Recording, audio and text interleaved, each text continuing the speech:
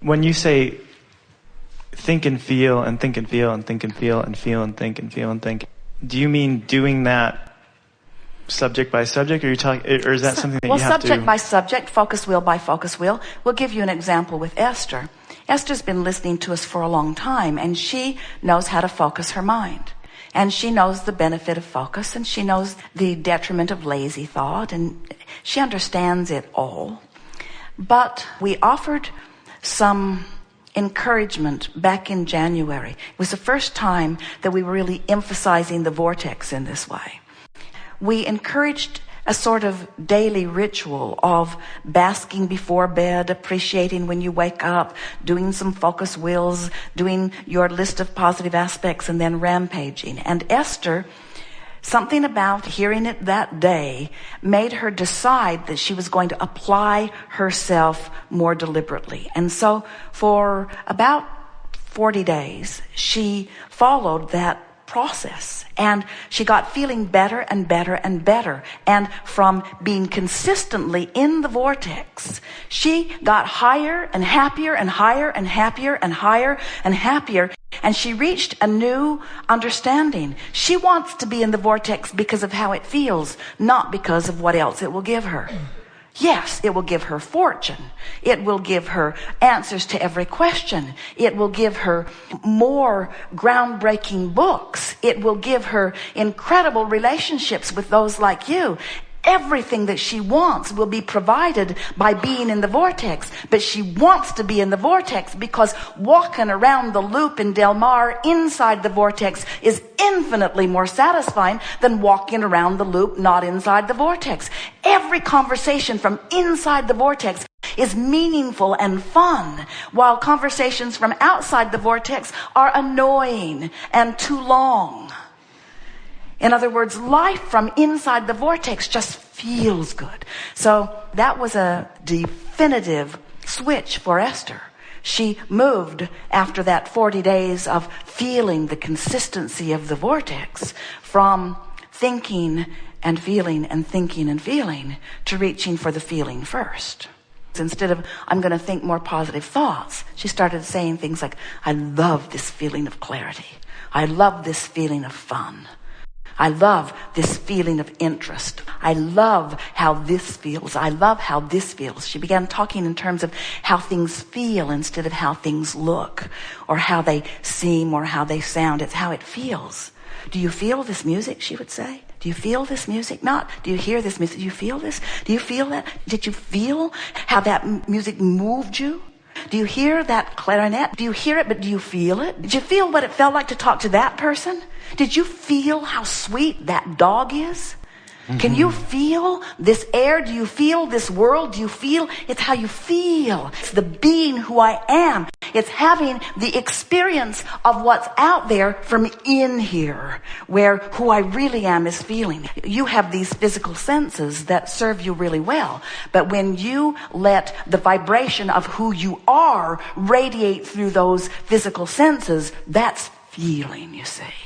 That's why emotion is the business of life.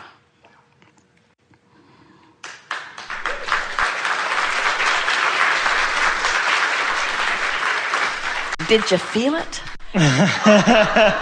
It sounded a lot like savoring and a lot like milking basking, mulling, milking.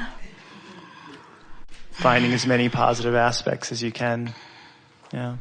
For the purpose of how it feels. Right. Not for the ulterior motive of getting someplace else, but for the purpose of how it feels. And when you get there, then you close the gap between not having things you want and having things you want so quickly. When you get into the vortex for the joy of being in there, rather than because you know that when you get in there, something else that you want will happen, then you take away the resistance factor. In other words, if you're outside the vortex without something you want, like money or a relationship or whatever, so you say, I'm going to do the processes and I'm going to get in the vortex so I can have those things I don't have.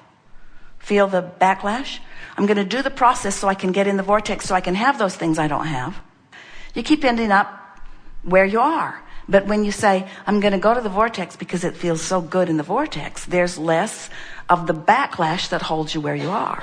You go for the feeling of it, not for the ulterior motive of being different than you are.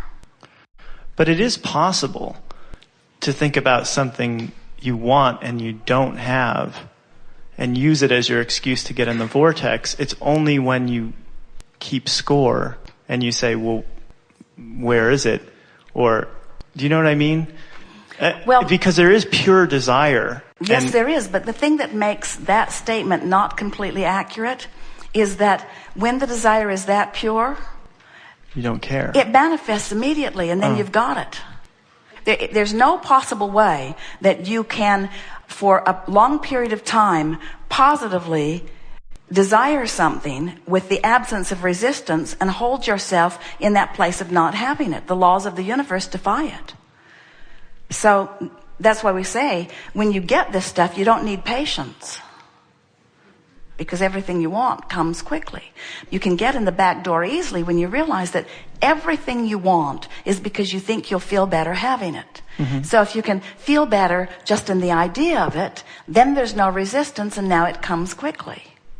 And what happens to so many of you, you begin to discover that you wanted that and you wanted that and you wanted that because you wanted to feel good.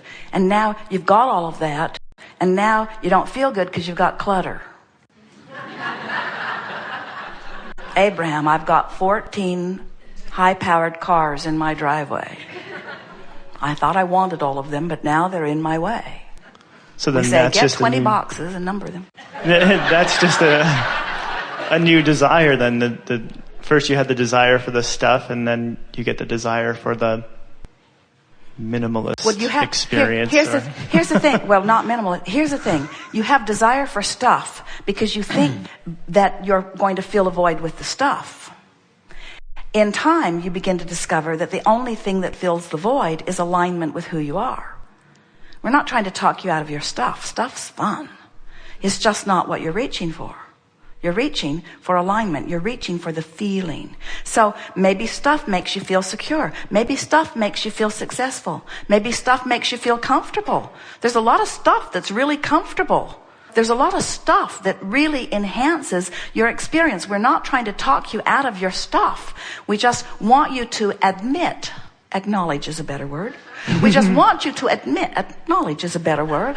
We just want you to acknowledge that everything you want is because you think you will feel better when you have it. And when you get over the hurdle that you can feel better even if you don't have it, now you can have it. That's the trick. It's the feeling good in the wanting. Now you can have it, but it becomes less necessary. So that's what's really tricky. When Esther met Jerry, he had already come to the place that he didn't want a lot of stuff.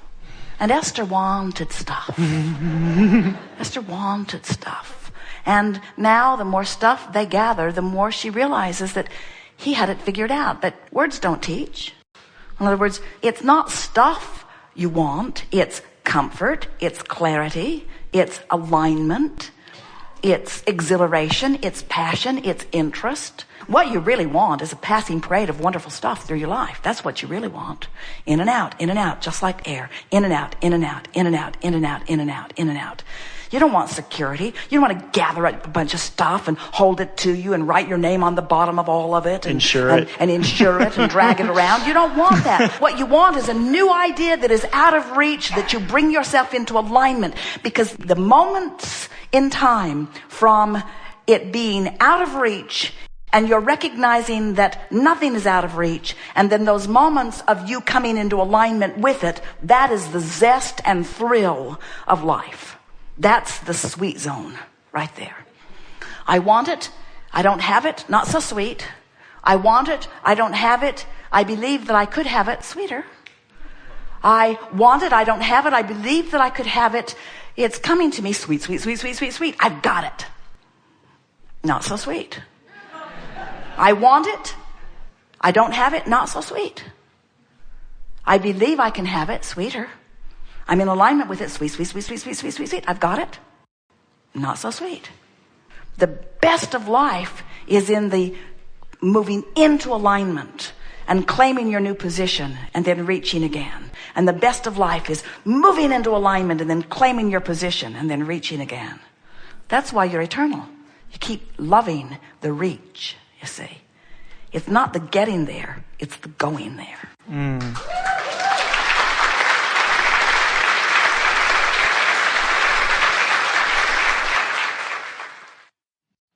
Thank you.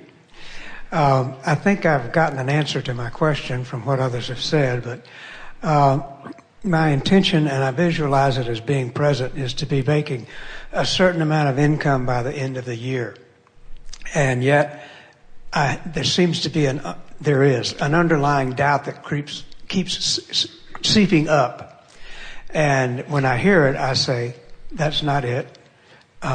This is how it's going to be, and I put myself in the situation of how I'll be living at that income level.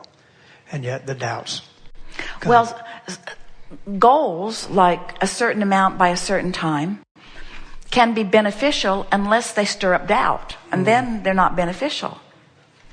In other words, the time frame is challenging your belief. Yes. So you can do two things. You can soften the time frame, which will soften the doubt, by saying something like, improvement is steady.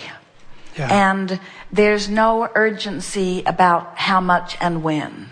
And the only reason I said that is because I like to focus. In other words, you're just sort of letting yourself off that hook.